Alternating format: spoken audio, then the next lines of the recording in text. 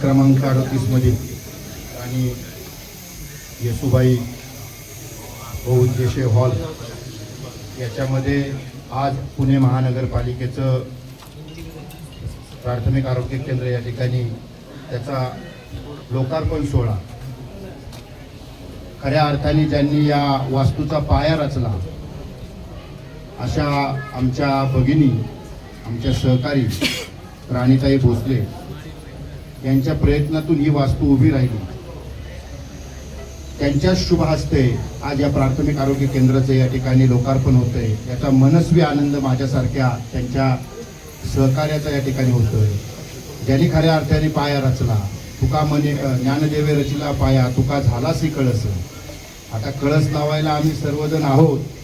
ताई, तुम्ही घेतलेला संकल्प, तुम्ही जी काही या भागाच्या विकासासाठी लावलेली जी भूमिका आहे, ती मांडलेली भूमिका आहे, मी तुम्हाला निवडणुकीनंतरच आपला फोन झाला की इथं कुठलीही कमतरता आपण करू देणार नाही.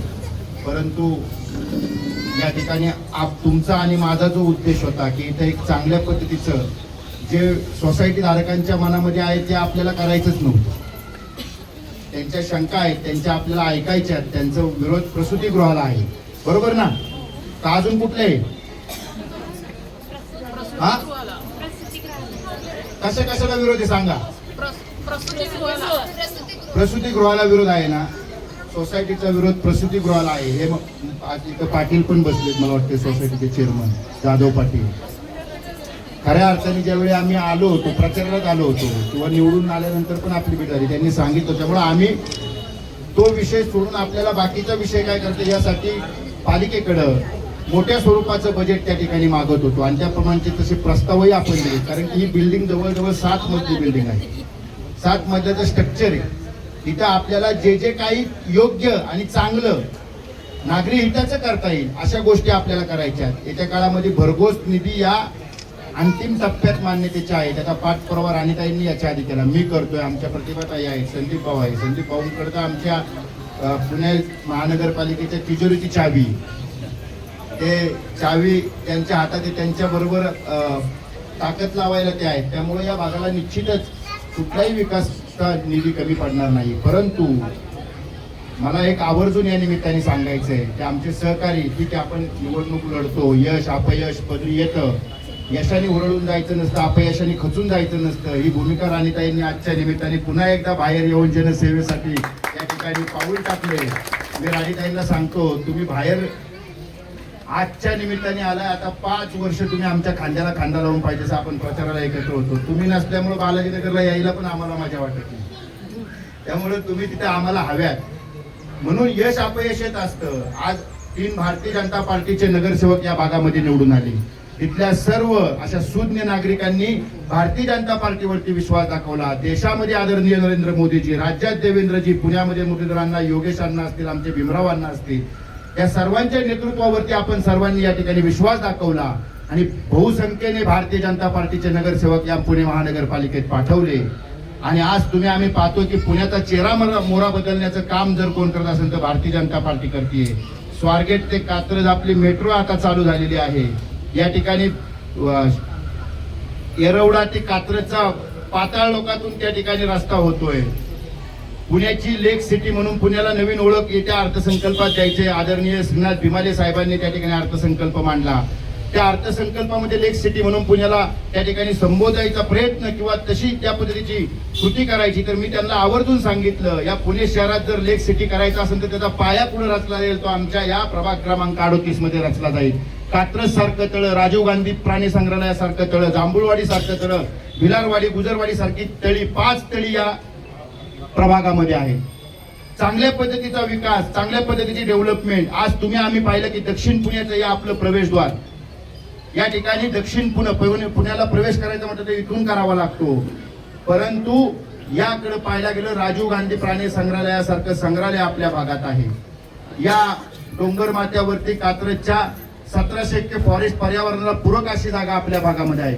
म्हणजे विकासाचा समतोल जर कुठं राखला जाईल तर या प्रभागामध्ये राखला जाईल. पण नुसता विकासच नाही, पायाभूत सुविधाच नाही, नुसती ड्रेनेज, रस्ता, पाणी याच्या व्यतिरिक्त जाऊन नागरिकांना काय हवंय, नागरिकांना काय अपेक्षित आहे, त्या गोष्टी करण्याचा मानसही आमचा आहे आणि निश्चित त्याप्रमाणे या वास्तूत त्या ठिकाणी हे सर्व काही आता गोष्टी पुढच्या काळातही अजून गोष्टी चालू होईल. फक्त प्रसूतीगृह सोडून हे मी या ठिकाणी ठामपणे या सोसायटी धारकांना सांगतो. 40 लाख रुपयाचा निधी वरच्या मध्यसाठी आता पडलाय आणि मी राणीताई या निमित्ताने तुम्हाला सांगतो, आता तुम्ही 100% बारक्या भावाला पाठिंबा दिलाय. माझ्या सहयादीतलं 1.5 कोटी रुपये या वरच्या मध्यसाठी मी त्या ठिकाणी उद्याच पत्र देऊन त्या ठिकाणी वर्गीकरण करतो आणि या भागामध्ये जसं पद्मावतीमध्ये आम्ही पाहतो कदम डायग्नोस्टिक हॉल, त्या ठिकाणी त्याप्रमाणे या माझ्या उपनगरातील गोरगरीब ग्राहकांना जर सिटी स्कॅन करायचा असेल तर जवळजवळ मोठ्या हॉस्पिटलला गेले तर 20-25 हजाराशिवाय 15 शिवाय बाप्पू होत नाही. तेच आपण कदम डायग्नोस्टिक हॉल महानगरपालिकेच्या माध्यमातून बाप्पू 1,500 रुपये माफक दरामध्ये होतं. आपल्या भागात राहणारी मंडळी कुठली आहेत? आपल्या भागात राहणारी मंडळी IT पार्क या क्षेत्रातली मंडळी नाहीयेत. आपल्या भागात सर्वसामान्य रिक्षा चालक असेल, आपल्या भागात सर्वसामान्य नोकरदार वर्ग असेल, असा वर्ग आपल्या भागामध्ये राहतो. निश्चित तुमच्यासारख्या सोसायटीमध्ये राहणारी मंडळी या भागात आहे, समतोल आहे, परंतु उपनगरीय भाग असल्यामुळे सर्वसामान्य कुटुंब या भागात राहतात. म्हणून त्या कुटुंबांना चांगल्या पद्धतीची आरोग्य सेवा कशी देण्यात येईल, महापालिकेच्या माफक दरात कशी देण्यात येईल, ज्या मशिनरीज आमच्या पुण्याच्या जहांगीर हॉस्पिटल असेल, रुबी हॉस्पिटलमध्ये ज्या मशिनरीज आहेत डायग्नोस्टिक सेंटरच्या एक्सरेच्या, तशा मशिनरी येत्या काळात तो प्रस्तावही भाव आपला मंजुरीला आहे आणि तो वावरे साहेबांकडे अंतिम टप्प्याचे पुणे शहरात 10 हॉस्पिटल येत्या काळात 10-12 हॉस्पिटल जे मुख्य घेतलेत त्यांनी, त्याच्यामध्ये तो प्रस्ताव आपला घेतलेला आहे. त्याचा फॉलोअप मी देखील करतोय आणि त्यामुळे ते उद्घाटन असं भव्य दिव्य आणि त्याचं व्यापक स्वरूप घेऊन करायचं होतं. ही प्राथमिकता करून ते पुढं मांडून करायचं होतं. परंतु आमचे काही महानगरपालिकेत आता 3 आमचे सदस्य, 2 आमच्याच राष्ट्रवादी पक्षाचे सहकारी आहेत, त्यांनी घाई केली. त्या ठिकाणी मी सांगत होतो की राणीताईंसारख्या आमच्या भगिनींनी, मी पण त्या भागामध्ये प्रतिनिधित्व करतोय, मी त्यांचा मान राखून त्या ठिकाणी अजूनही त्या पद्धतीने त्यांना बरोबर घेऊन कसं आणि तिथल्या नागरिकांना बरोबर घेऊन कसं आपल्याला काम करता येईल यासाठी त्याचा मी त्या ठिकाणी सगळा विचार करून ते करतोय. परंतु राणीताईंनी केलेल्या कामावरती कुठेतरी येऊन नंतर गोष्टी करायच्या असं नाही केलं पाहिजे. निश्चित तेही प्रतिनिधी आहेत, त्यांचाही हक्क आहे, परंतु एकमेकाचा आदर, एकमेकाचा प्रोटोकॉल राखला पाहिजे. राजकीय पातळी जर घसरली तर ती कायमस्वरूपी घसरत जाते. या निमित्ताने मी त्यांनाही आवर्जून सांगन की चुकीच्या पद्धतीची प्रथा येत्या काळामध्ये 5 वर्ष पडू नये. आता सकाळी आलेली माणसं परत याच्यातल्या काही जणांना नाईलाज असतो, यावं लागेल पाटील. त्यामुळं काय होतं, शेवटी प्रत्येक जण, तेही प्रतिनिधी आहे, आम्ही प्रतिनिधी, आम्ही आल्यानंतर तुम्ही येणं साहजिक आहे. परंतु मी हेच सांगतोय, सांगण्याचा उद्देशच तो आहे, परंतु चुकीच्या प्रथा पाडू नका भारतीय जनता पार्टीच्या माध्यमातून. आणि राणीताईंनी मुख्य खात्याचं बजेट नसता स्वतःच्या सहयादीतलं बजेट त्यांनी या ठिकाणी टाकलं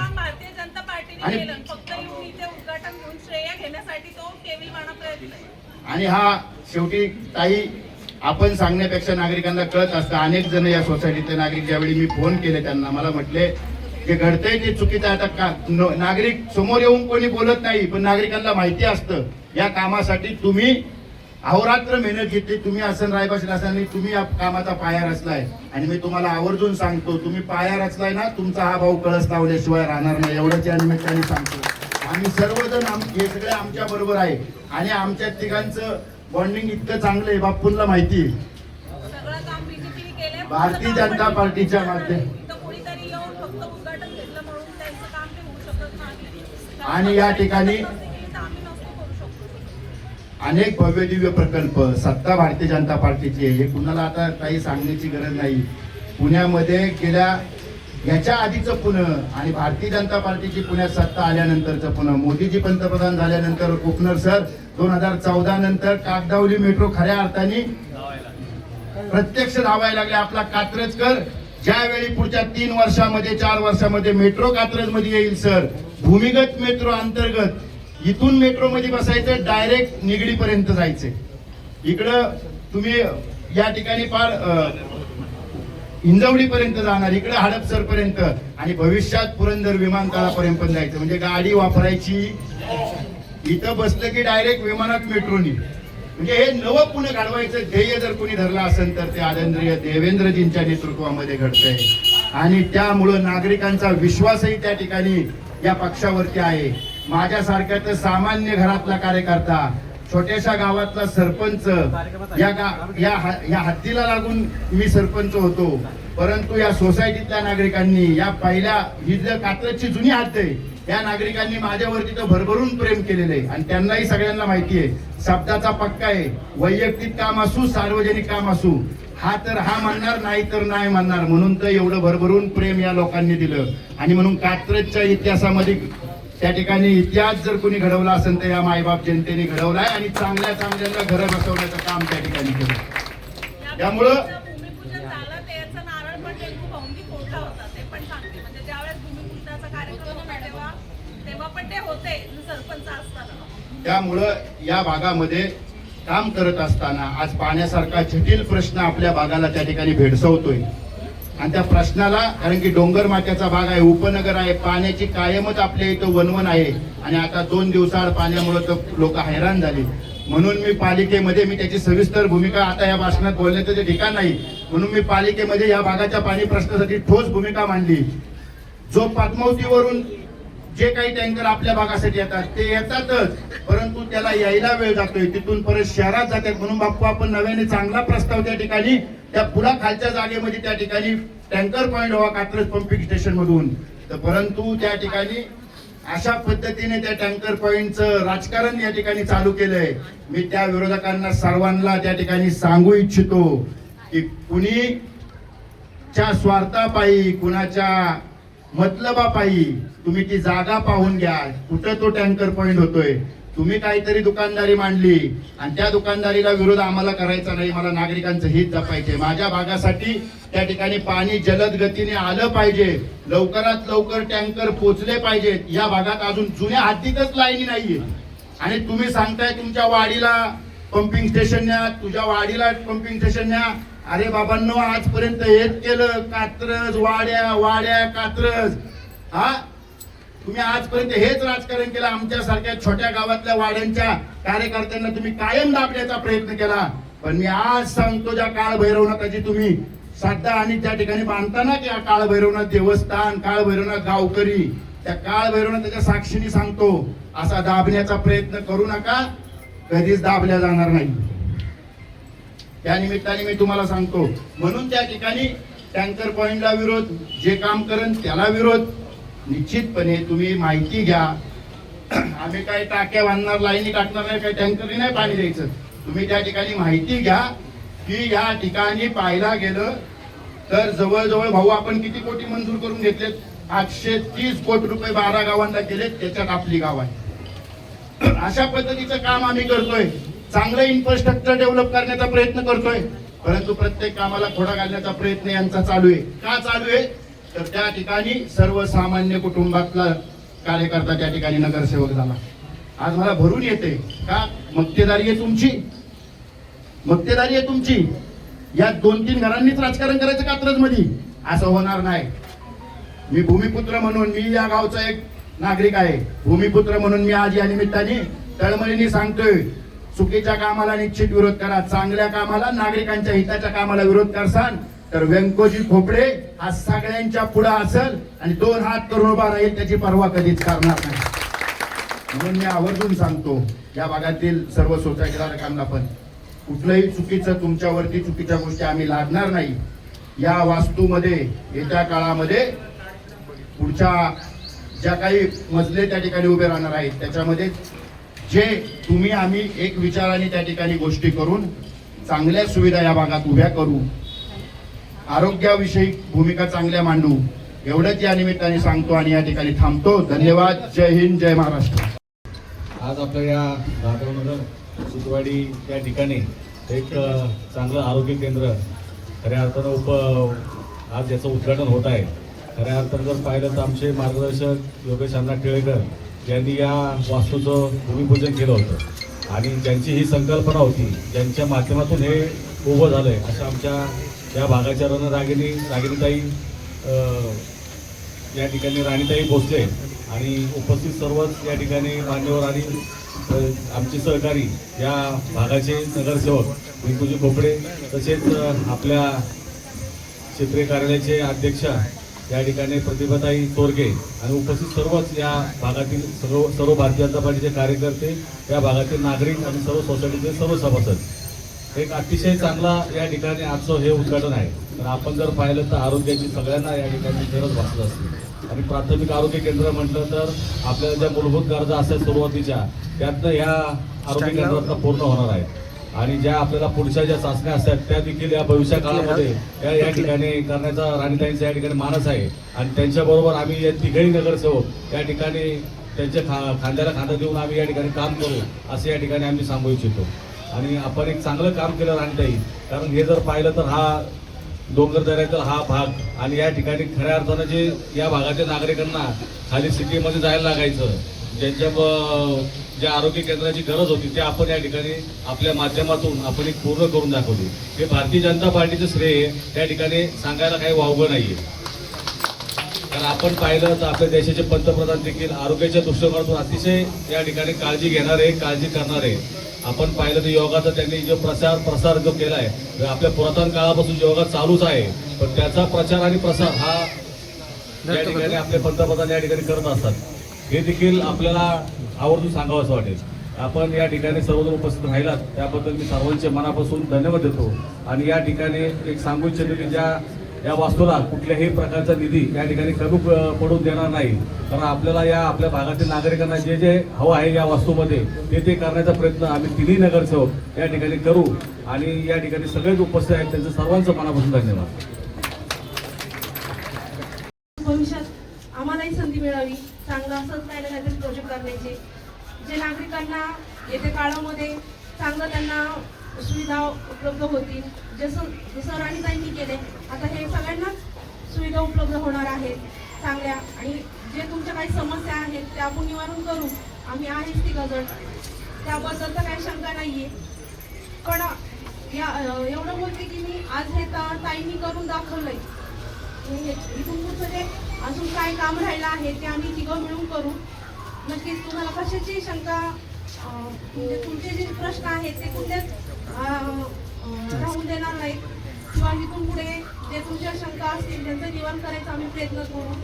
एवढं बोलून सांगतो. आज या आनंदाच्या क्षणी जे स्वप्न मी पाहिलेलं होतं पुणे महानगरपालिकेत गेल्यानंतर की बाबा आपल्या प्रभागामध्ये एक चांगलं आरोग्य केंद्र असावं, त्याचा जास्तीत जास्त उपयोग लोकांसाठी व्हावा, त्याचा लोकार्पण सोहळा इथे आज साजरा होतोय. खरं तर इथे या व्यासपीठावरती उपस्थित आमच्या 38चे विद्यमान जे नगरसेवक आहेत असे संदीपदादा बेलदरे, जे स्थायी समितीमध्ये आता सदस्य देखील आहेत, तसेच आमचे धडाडीचं नेतृत्व वेंकोजी भाऊ खोपडे, ते देखील क्रीडा समितीमध्ये सदस्य आहेत. कोंढवा एवढेवाडीच्या आमच्या अध्यक्षा आमच्या भगिनी प्रतिभाताई चोरगे, धनकवडी सहकारनगर कात्रज याच्या अध्यक्ष आहेत. तर खरं पाहिलं तर भारतीय जनता पार्टीचे आज हे तिघ जण इथे नगरसेवक आहेत आणि त्यांच्याबरोबर मी देखील या इलेक्शनला सामोरे गेलेले, पण काही थोड्या मतांनी माझा पराभव झाला आणि तो मी मान्य केला. खरं तर त्यातनं बाहेर येऊन लोकांसाठी काम करणं हाच भारतीय जनता पार्टीचा अजेंडा आहे आणि तोच अजेंडा आम्ही सर्वजण पुढे घेऊन जात आहोत. ज्यावेळेस लोकांसाठी लोकार्पण करण्यासाठी एखादी वास्तू माणूस करतं किंवा त्याचं पूर्ण काम होतं, त्यामध्ये ती पूर्णपणे जोपर्यंत होत नाही तोपर्यंत खरं तर लगेच लोकार्पणाचा अट्टहास हा नसावा. पण आमच्याच काही सहकारी विरोधी पक्षातील किंवा सहकारी म्हणलं तरी चालेल, कारण राज्यात आम्ही एकत्र आहोत, पूर्ण केलेल्या कामाचं श्रेय घेण्यासाठी जाणून बुजून केले गेलेला प्रयत्न, म्हणजे तुम्ही सगळ्यांनी पाहिलं तर संबंध प्रभागामध्ये अनेक फ्लेक्स टाकलेत की माझ्या प्रयत्नातून. आता प्रयत्न नक्की कुठे कोणते काय झाले ते मला बोलायचं नाही. खरं तर माझा स्वभाव असा आहे, मी आज तागायत गेले 15 वर्ष राजकीय याच्यामध्ये आहे, पण कुणाबद्दल वैयक्तिक टिप्पणी किंवा कुणाबद्दल वैयक्तिक बोलणं मला कधीच आवडत नाही. पण आज जाणून बुजून केलेला प्रयत्न खरंच हा दुःखदायक आहे. कारण जेव्हा इलेक्शन झाले त्याच्यानंतरच आमचे वेंकू भाऊ इथं उपस्थित आहेत. दादांनी मला तेव्हाच सांगितलेलं की ताई जरी तुम्ही आता सभासद नसाल तरी आम्ही तिघही मिळून संदीप दादा स्थायी समितीमध्ये आहे, जे काही बजेट लागेल ते आपण इथे उपलब्ध करून देऊया आणि जे लोकांच्या हिताचं आहे, जे लोकांना अपेक्षित आहेत, अशा गोष्टी आपल्याला त्याच्यामध्ये करता येतील. तुमच्यापैकी बऱ्याच जणांना प्रश्न पडला असेल, जर तुम्ही नगरसेविका होता तर मग त्याच वेळेस तुम्ही का नाही लोकार्पण केलं किंवा तेव्हाच लोकांसाठी का नाही चालू केलं. आमचे कोकणात भाऊ इथं आहेत की जे असे प्रश्न विचारू शकतात, तर मी अगोदरच त्याबद्दल सांगते. 2020 साली पुणे महानगरपालिकेत आपल्याला काहीतरी पाहिजे म्हणून केलं आणि लगेच झालं असं होत नाही. त्यासाठी खूप मोठी प्रोसिजर असते, ते बऱ्याच जणांना इथल्या माहिती पण आहे. ते सगळं केल्यानंतर बिल्डिंगची मान्यता झाल्यानंतर दुसऱ्या वर्षामध्ये विक्रम कुमार म्हणून आयुक्त होते, ती बिल्डिंग पूर्णपणे खड्ड्यामध्ये होती आणि आपल्या बाहेर कुठे म्हणजे आता शेजारी सेराटेक सोसायटी आहे, तर तिथल्या लोकांना वाहनांचा किंवा बाकी गोष्टींचा त्रास होऊ नये म्हणून अंडर पार्किंग करण्याचं ठरलेलं. गेले 8 महिने मी सातत्याने विक्रम कुमारांच्या दर 15 दिवसांनी ऑफिसला व्हिजिट करायचे, कारण 2022 ते 26 हा काळ प्रशासकीय काळ होता. त्यामध्ये पुणे महानगरपालिकेत कुठला महापौर नव्हता किंवा स्थायी समिती चेअरमॅन नव्हते किंवा कुणीही नव्हते. नंतर स्वतः आयुक्त साहेब इथं आल्यानंतर त्यांना ती गोष्ट पटली की इथं हे करणं गरजेचं आहे आणि मग त्यांनी त्या प्रपोजलला मान्यता दिली.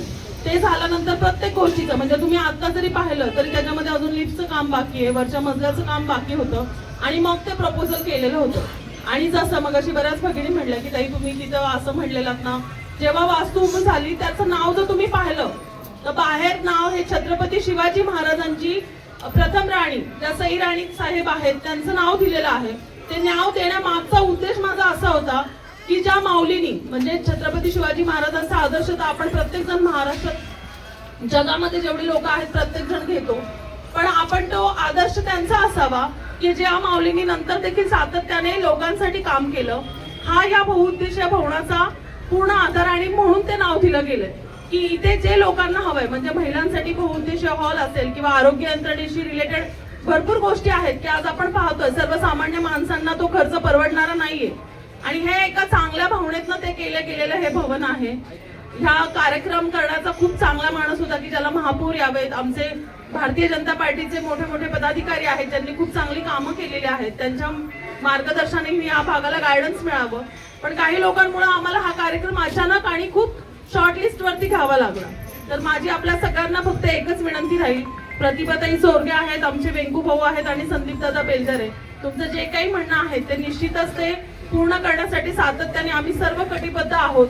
मी जरी सभागृहात नसले तरी भारतीय जनता पार्टीचे प्रत्येक कार्यकर्ता म्हणून आमचा कार्यकर्ता हा तेवढाच ताकदीचा असतो की जेवढे आमचे पंतप्रधान ताकदीचे आहेत.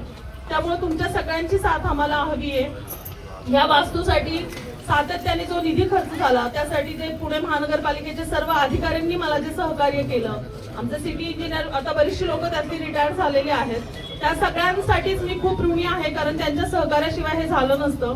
प्रोजेक्टला थोडासा वेळ लागला ही गोष्ट निश्चित आहे, पण जो कोविडचा काळ अख्ख्या जगाने अनुभवला, आपण सर्वजण त्यातनं गेलो. गेले 3 वर्ष सातत्याने बजेटच्या कपातीमुळे माझ्याकडनं ही गोष्ट तेव्हा करायची राहून गेली, पण जे काही राहिलंय ते आता आमचे हे 3 शिलेदार पूर्ण करणार आहेत. एवढंच सांगते, आपण सर्वांनी इथं वेळ दिला, आज एवढा रखरखत्या उन्हात देखील आपण सर्व थांबून आहात, त्याबद्दल तुमच्या सगळ्यांचं मनापासून धन्यवाद देते. आणि खरं तर आजच्या कार्यक्रमाचं पूर्ण श्रेय मी वेंकू भाऊ, संदीप भाऊ आणि प्रतिभाताईंना देईल, कारण माझ्या मनातही नव्हतं पण तरी पण त्यांनी तो कार्यक्रम ठेवला, माझ्या शुभ हस्ते घेतला. कारण मी इतकी मोठी नाही पण तरी पण एक थोरली बहीण म्हणून तुम्हाला खरंच वेंकू भाऊ तुम्हाला देखील खूप मनापासून धन्यवाद द्यायचे, कारण एक भावना प्रत्येकाच्या गुंतलेल्या असतात. तर त्याबद्दल मी परत तुमचं मनापासून थँक्यू म्हणते आणि थांबते. धन्यवाद.